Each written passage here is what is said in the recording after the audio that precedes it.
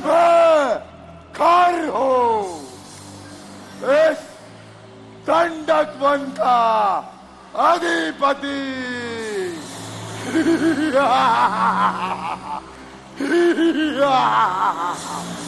मेरी आज्ञा के बिना यहाँ वायु भी विचरण नहीं करती।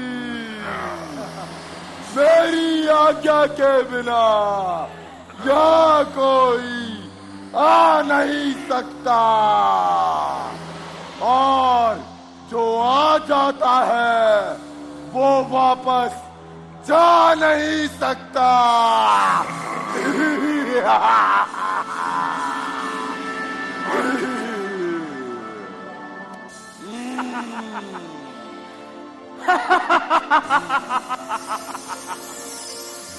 मैं दूषण, इस दंडक वन का राजा, मेरी आज्ञा के बिना यहाँ अग्नि भी नहीं जलती।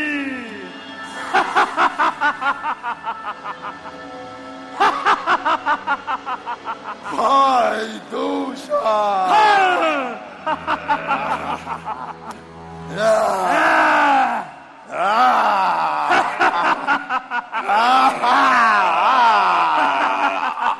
हम हैं इस दंडक वन के राजा।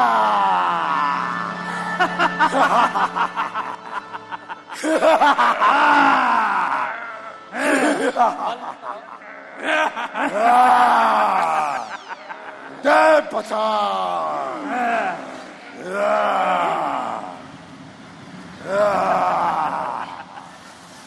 हम महाराज खर की जय, महाराज खर की जय, महाराज दूषण की जय, महाराज दूषण की जय। भैया, भैया कर दूषण, भैया। हाँ, देखो देखो क्या दशा बनाई आपकी बहन की। देखो बहन सूर्पनखे, इस पंचवटी में किसने ये तेरा हाल बनाया है? कौन है? बता, कौन है? सूर्पनखे, कौन है वो जो विषैले सांप के आगे आकर अपनी उंगलियों के अगर बाग से खेल रहा है? बहन सूर्पनखे, जिसने भी तुझ पर आक्रमण किया है उसने अपने गले में काल का फंदा डाल लिया है। देवताओं, गंधर्वों और ऋषियों में ऐसा कौन आ गया है जिसने तुम्हारी यह दशा की है? सुनना चाहते हो ना, तो फिर सुनो। भैया खर, भैया दूषण, मैं तो दंडक वन में भ्रमण कर रही थी। वहां पर मैंने देखा कि दो युवक, और वो दोनों थे राजकुमार अयोध्या के, जिनका नाम था राम और लक्ष्मण। राम के साथ उसकी सुंदर पत्नी सीता। उन्हें देखकर मैंने चाहा कि मैं जाकर उनका परिचय लूं, उनसे पूछूं कि वे कौन है।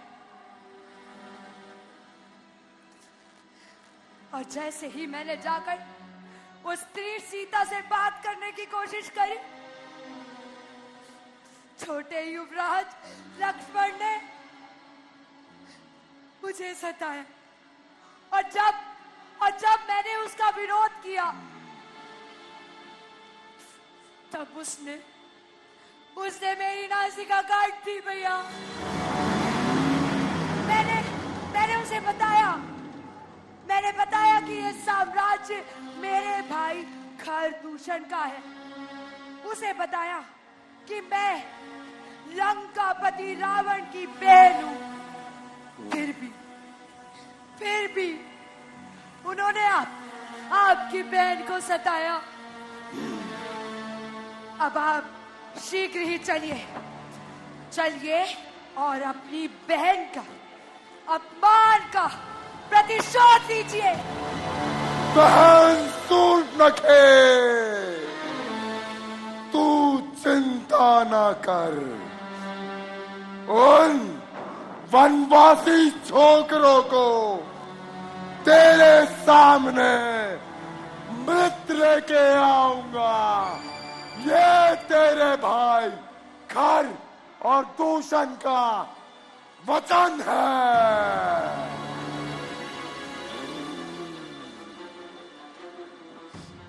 बहन सूर्पनखे, तो चिंता ना कर। भैया मेरी बात कान खोल के सुनो। मुझे वे तीनों यहाँ मृत चाहिए। नहीं, उस राम को कुछ मत करना। केवल सीता और लक्ष्मण को मारना। राम को यहाँ जिंदा लेकर आना। अवश्य बहन, अवश्य। नहीं भैया, आप सीता को भी कुछ मत करना। उसके बाल खींचकर उसको यहां लेकर आना। मैं उसको भेंट स्वरूप भैया रावण को उपहार स्वरूप। बहुत सुंदर है ना वो?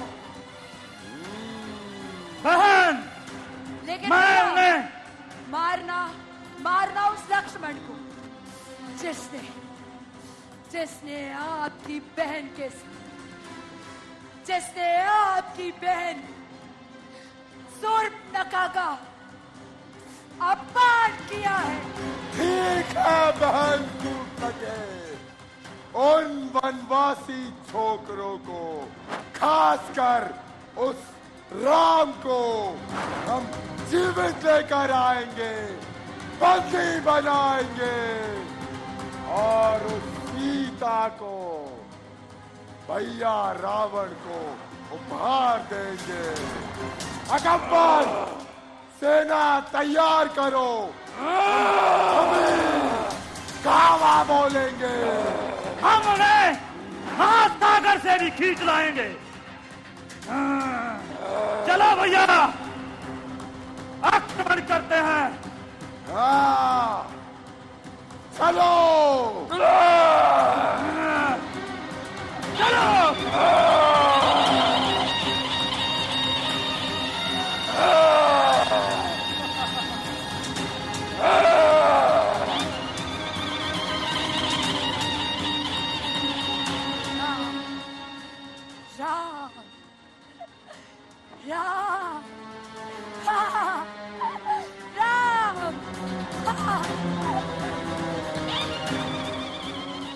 तिहि पूछा सब कहीं सी बुझाई, जा तुधान सुनि सेन बनाई। और इस तरह बहन की इच्छा पूर्ति हेतु खर और दूषण अपनी सेना के साथ श्री राम से युद्ध हेतु पंचवटी की ओर बढ़ चले।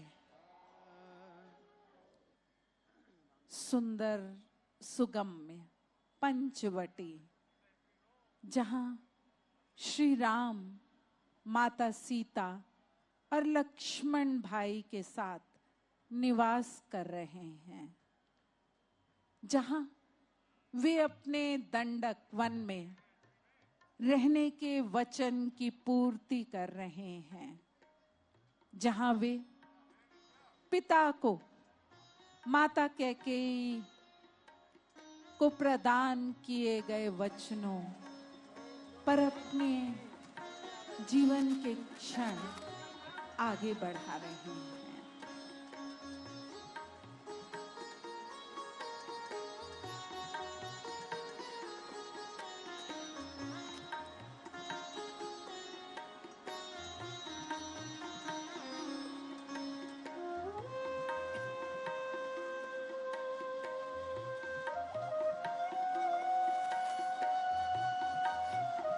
लक्ष्मण, सीता को किसी सुरक्षित स्थान पर ले जाओ।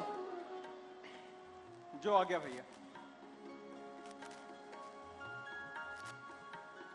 भैया ये आपके, आइए।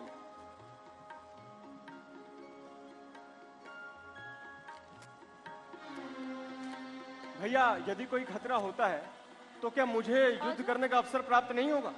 हाँ लक्ष्मण, तुम उसी स्थान से मेरी मदद करना। जो आ गया भैया।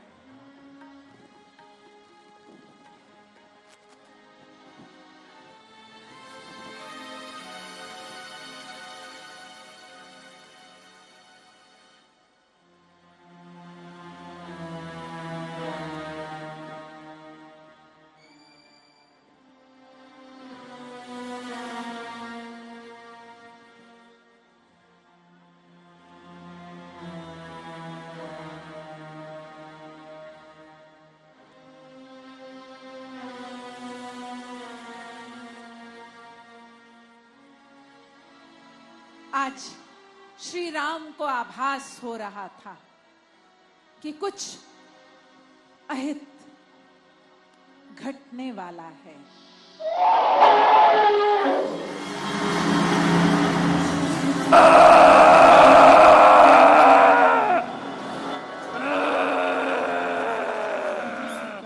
सावधान!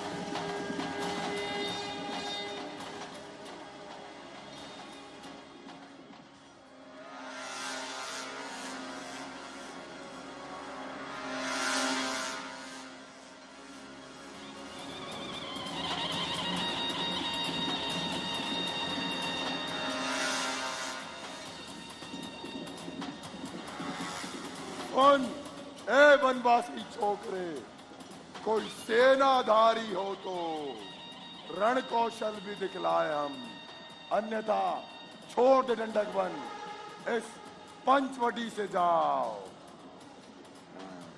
विधर्मियों, ऐसी बातें करते हुए तुम्हें लाज नहीं आती? रण में पीठ दिखाने वाले वार नहीं करते। मुझे तुम्हारी मूर्खता पर हंसी आती है। उदंडता तो तुमने की है और फल भी तुम्हें भोगना पड़ेगा। रणभूमि में मेरे द्वारा मारे गए व्यक्तियों के शरीर को पशु पक्षी भी कुतरने से कतराते हैं।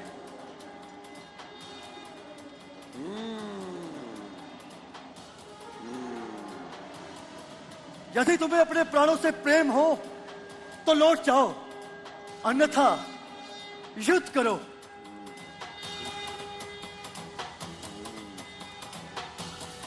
मैं अकेला ही पाशधारी यमराज के भांति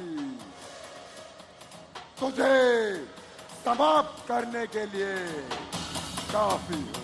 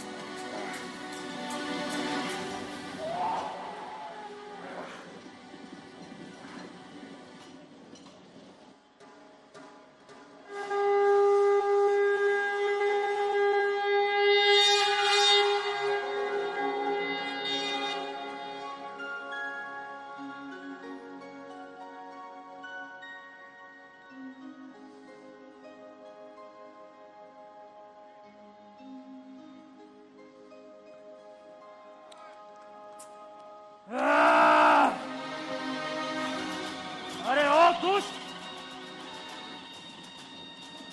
तूने मेरे भाई को और मेरी सेना, अब तुम्हें मेरे हाथों कोई नहीं बचा सकता। तो अब बच सकता है तो बच। जिनकी जड़ें खोखली होती हैं, वो वृक्ष खड़े कैसे रह सकते हैं?